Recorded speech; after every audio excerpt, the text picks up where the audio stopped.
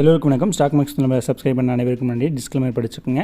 நான் ஒரு SEBI அட்வைஸரோ and financial அட்வைஸரோ கிடையாதுங்க. இது டிப்ஸோ கால்ஸோ கிடையாது. இது ஒரு லேர்னிங் பர்பஸ்க்காக போடுற வீடியோ மட்டும்தான். ஸோ இந்த ஸ்டாக் பற்றி நம்ம இன்றைக்கி என்ன பார்க்க போகிறோம் அப்படின்னு கேட்டிங்கன்னா, ஐடியா ஃபோர்ஜ் அப்படிங்கிற ஒரு ஸ்டாக்கை பற்றி ஃபண்டமெண்டல் அண்ட் ஃபைனான்ஷியல் அனலைஸ் பண்ண போகிறோம். இதோட ஃபியூச்சர் எப்படி இருக்குது அப்படிங்கிறது வந்து பார்க்க போகிறோம்.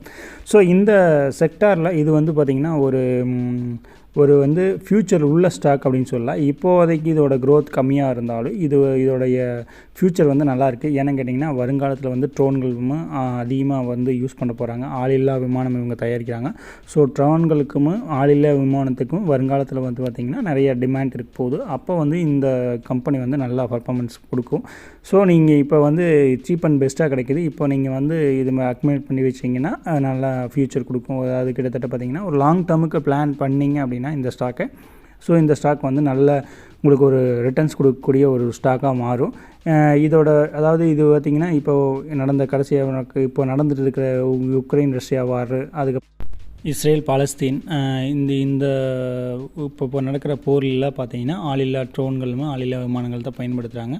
ஸோ இதுக்கு நம்ம இந்தியாவில் இன்னும் ஃப்யூச்சருக்கு நல்ல ஸ்டாக். அதுவும் இல்லாமல் இது பார்த்திங்கன்னா பார்டரில் செக்யூரிட்டிக்காக யூஸ் பண்ணுறாங்க. ஸோ இது எல்லாமே பார்த்திங்கன்னா அதுபோக அக்ரிகல்ச்சர், அதுக்கப்புறம் பார்த்திங்கன்னா ரோடு, டிராஃபிக்கு இப்படின்னு பார்த்திங்கன்னா ட்ரோனுடைய இப்போ பார்த்திங்கன்னா ஒன்றும் இல்லை, ஒரு மேரேஜ் ஃபங்க்ஷன்னா கூட அதில் ட்ரோன் யூஸ் பண்ணுறாங்க. ஸோ இந்த மாதிரி எல்லா விஷயங்கள்லையுமே நீ வருங்காலத்தில் ட்ரோன் பெரிய ஒரு ரோல் மாடல் பண்ணும். ஸோ ரோல் ப்ளே பண்ணும். ஸோ அதனால் இந்த ஸ்டாக்ஸ் மேலே நீங்கள் கொஞ்சம் கவனம் வைக்கலாம், தப்பு கிடையாது. ஏன்னா இது ஃப்யூச்சர் உள்ள ஸ்டாக்கு. ஷார்ட் டைம்லேயும் ஸ்விங் ட்ரேடோ பண்ணுறவங்களுக்கு ஆகாது. லாங் டேர்ம் பண்ணுறவங்களுக்கு இந்த ஸ்டாக் சூப்பரான ஸ்டாக்னு சொல்லலாம். ஏன்னா இதில் நீங்கள் வாங்கி கிட்டத்தட்ட பார்த்திங்கன்னா ஒரு 2 வருஷமோ அல்லது 3 வருஷமோ ஹோல்டு பண்ணிங்க அப்படின்னா மட்டும்தான் இந்த ஸ்டாக் நல்ல லாபம் கொடுக்கும். கிட்டத்தட்ட ஒரு 5 இயர்ஸ் ஹோல்டு பண்ணிங்க அப்படின்னா இது நல்ல ரிட்டர்ன்ஸ் கொடுக்கக்கூடிய வாய்ப்பு இருக்குது இந்த ஸ்டாக்கு. ஸோ இந்த ஸ்டாக்கை ஃபுல்லாக நம்ம இன்றைக்கி அனலைஸ் பண்ணலாம். என்ன அதாவது இதோடைய ஃப்யூச்சர் நல்லா இருக்குதுன்னு தெரிஞ்சிச்சு. இப்போ என்ன ரேட்டு கிடைக்குது, இப்போ இந்த கம்பெனி என்ன லெவல் இருக்குது அப்படிங்கிறது எல்லாமே பார்க்கும். இதனுடைய குவார்ட்டர்லி ரிசல்ட்டு, அதுக்கப்புறம் பார்த்திங்கன்னா ஃபைனான்ஷியல் க்ரோத்து, இது எல்லாத்தையுமே நம்ம இந்த வீடியோவில் நம்ம பார்ப்போங்க. இது என்னென்ன யூஸ் ஆகுது அப்படிங்கிறத நீங்களே இப்போ அந்த கிளிப்பிங்ஸில் பார்க்கலாம். அது போக பார்த்திங்கன்னா இந்த ஸ்டாக் கண்டிப்பாக டிஃபென்ஸ் செக்டாரில் பெரிய ரோல் ப்ளே பண்ணும். ஸோ இது ஃப்யூச்சர் உள்ள ஸ்டாக். டிஃபென்ஸ் செக்டார்னு எடுத்திங்கனாவே இப்போ டிஃபென்ஸ் செக்டார் தான் நல்லா மூவ் ஆகிட்டு இருக்குது. ஸோ இந்த ஸ்டாக்கும் இன்னும் மூவ் ஆக ஆரம்பிக்கல. இப்போது நீங்கள் பை பண்ணி வச்சிங்கன்னா நீங்கள் ஒரு தடவை அனலைஸ் பண்ணிவிட்டு இந்த ஸ்டாக் பற்றி நீங்கள் என்ன மெத்தடை வச்சு அனலைஸ் பண்ணுவீங்களோ அந்த மெத்தடை வச்சு அனலைஸ் பண்ணிவிட்டு அதுக்கப்புறமா இந்த ஸ்டாக்கில் பை பண்ண ஆரம்பிச்சிங்கன்னா ஒரு நல்ல லாபம் கொடுக்கக்கூடிய, ப்ராஃபிட் கொடுக்கக்கூடிய வாய்ப்பு இருக்குது. இப்போ பார்த்திங்கன்னா 699 ரூபா 85 பைசா அப்படிங்கிறது. ஸோ 700 ரூபா அப்படிங்கிற ரேஞ்சில் இருக்குது. ஸோ இது பார்த்திங்கன்னா 1400 ரூபா அப்படிங்கிற ரேஞ்சில் இருந்துச்சு. இப்போ 50% கம்மியாக இருக்குது. இதோட 52 வீக்ஸ் லோன்னு பார்த்திங்கன்னா 672 ரூபா, ஹைன்னு பார்த்திங்கன்னா 1343 ரூபா. அதுக்கப்புறம் இந்த ஸ்டாக்கோட அதாவது ப்ரீவியஸ் ஓப்பன் பார்த்திங்கன்னா 700 ரூபா 55 பைசா ஓப்பன் ஆகிக்குது. இதோட அப்பர் சர்க்யூட் பார்த்திங்கன்னா 838 ரூபா, லோயர் சர்க்யூட் பார்த்திங்கன்னா 559 ரூபா. இதோட புக் வேல்யூ 80 ரூபா 73 பைசா அப்படின்னு இருக்குது. டிவிடெண்ட் எது இல்லை. ஃபேஸ் வேல்யூ 10 ரூபா அப்படின்னு இருக்குது. பீட்டா பார்த்திங்கன்னா 0.92 இருக்குது. இதோட பிபி ரேஷியோ பார்க்கும். பிஇ ரேஷியோ பார்த்திங்கன்னா 93.82 அப்படின்னு இருக்குது. பிபி ரேஷியோ 9.24 இருக்குது. செக்டார் பின்னு பார்க்கும்போது 62.16 இருக்குது. செக்டார் பிபின்னு பார்க்கும்போது 7.22 இருக்குது. செக்டார் டிவிடெண்ட் அப்படின்னு பார்க்கும்போது 0.48% அப்படின்னு இருக்குது. இந்த ஸ்டாக்கை யார் ஹோல்ட் பண்ணிக்கலாம் அப்படின்னு பார்த்தீங்கன்னா, இதோட ப்ரொமோட்டர்ஸ் பார்த்திங்கன்னா ஒரு 29% வச்சுக்கிறாங்க. 2% எஃப்ஐஎஸ் வச்சுக்கிறாங்க, 3% டிஐஸ் வச்சுக்கிறாங்க. ஃபுல்லாக பப்ளிக் தான் அக்மேட் பண்ணி வச்சுக்கிறாங்க. கிட்டத்தட்ட 64% பப்ளிக் கேட்டிருக்கு இந்த ஸ்டாக்கு. அதுக்கப்புறம் இந்த ஸ்டாக்கோட ப்ரொமோட்டர்ஸ் ஏதாவது வேரியேஷன் பண்ணிக்கலாங்களா அப்படின்னு பார்க்கும்போது, அதாவது டிசம்பர் குவார்ட்டர் இப்போ மார்ச் குவார்ட்டர் வரைக்கும் எந்த ஒரு டிஃப்ரெண்ட் பண்ணல. ஸோ சேமாக ஹோல்டு பண்ணுறாங்க. 29% அப்படிங்கிறத மெயின்டைன் பண்ணுறாங்க. 30%லேருந்து போன வருஷம் பார்த்திங்கன்னா 30%லேருந்து 1% கம்மியாக இருந்துக்கிறாங்க.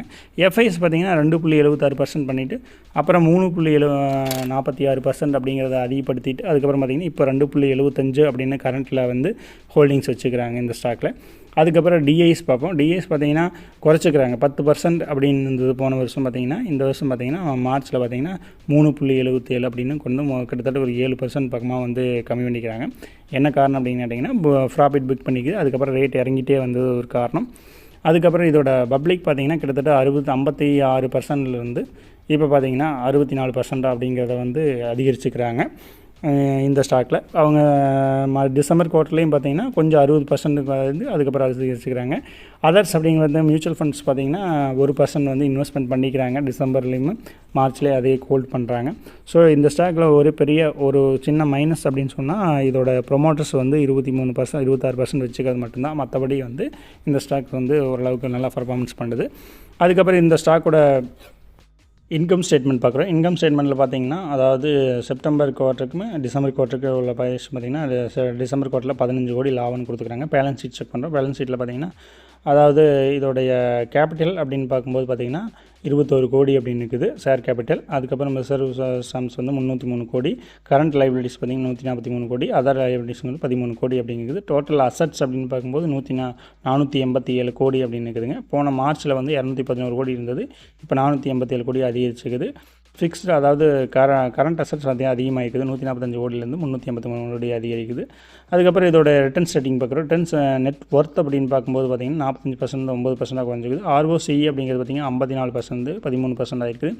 ரிட்டர்ன்ஸ் ஆஃப் அசட்ஸ் அப்படின்னு பார்க்கும்போது 25%, 6% தான் வந்து குறைஞ்சிருக்குது. அதே மாதிரி மார்ஜின் ரேட்டிங்ஸ் பார்க்கும்போது இதோட கிராஸ் ப்ராஃபிட் மார்ஜின் அப்படிங்கிறது பார்த்திங்கன்னா 45%லேருந்து 30% ஆகும். ஆப்ரேட் மார்ஜின் அப்படிங்கிறது பார்த்திங்கன்னா 42%, 24% ஆகும். நெட் ப்ராஃபிட் மார்ஜின் அப்படிங்கிறது பார்த்திங்கன்னா 33%, 17% வந்து குறைஞ்சிருக்குது. அப்புறம் க்ரோத் ரிட்டர்ன்ஸ் பார்க்குறோம். க்ரோத் ரிட்டர்ன்ஸ் அப்படிங்கிறது CAGR 3 வருஷத்துக்கு சேல்ஸ் அப்படின்னு ஆவரேஜ் பார்க்கும்போது 1174லேருந்து 1263 அதிகமாக இருக்குது. அதே மாதிரி நெட் ப்ராஃபிட் அப்படிங்கிறது 640லேருந்து 465 இருக்குது. ஸோ சேல்ஸ் வந்து இன்க்ரீஸ் ஆகிருக்குது. இந்த ஸ்டாக்கை பற்றி அனலிஸ்ட் எல்லாம் என்ன சொல்கிறாங்க அப்படின்னு கேட்டிங்கன்னா, நீங்கள் 100% வந்து பை பண்ணலாம் அப்படின்னு அனலிஸ்ட் எல்லாம் கால் கொடுக்குறாங்க. ஸோ நீங்கள் எந்த மெத்தடை வச்சு அனலைஸ் பண்ணுவீங்களோ அந்த மெத்தட் வச்சு அனலைஸ் பண்ணிவிட்டு அதுக்கப்புறமா இந்த ஸ்டாக்கில் வந்து இன்வெஸ்ட் பண்ணுறது உங்கள் விருப்பம். ஏன்னா நீங்கள் அனலிஸ்ட் சொல்கிறாங்க, நான் சொல்கிறேன் அப்படிங்கிறதெல்லாம் வந்து பர்சனலாக எந்த ஸ்டாக் வாங்கினீங்கனாலும் நீங்கள் பர்சனலாக எந்த மெத்தடை வச்சு அனலைஸ் பண்ணுவீங்களோ அந்த மெத்தடை வச்சு அனலைஸ் பண்ணிவிட்டு அதுக்கப்புறமா யோசிச்சுட்டு இன்வெஸ்ட்மெண்ட் பண்ணுங்கள். இது வந்து ஒரு ஃப்யூச்சர் உள்ள ஸ்டாக் தான். ஸோ தாராளமாக வந்து இன்வெஸ்ட்மெண்ட் பண்ணலாம் அப்படிங்கிறது என்னுடைய அபிப்பிராயம், தனிப்பட்ட அபிப்பிராயம். அதே மாதிரி இந்த நம்ம ஸ்டாக் அனலைஸ் பிடிச்சிருந்தா இதை லைக் பண்ணுங்கள். இது யாருக்கு யூஸ்ஃபுல்லாக இருக்குமோ அவங்களுக்கு ஃபார்வர்டு பண்ணுங்கள். நம்ம சேனலை சப்ஸ்கிரைப் பண்ணுங்கள், சப்போர்ட் பண்ணுங்கள். தேங்க்யூ.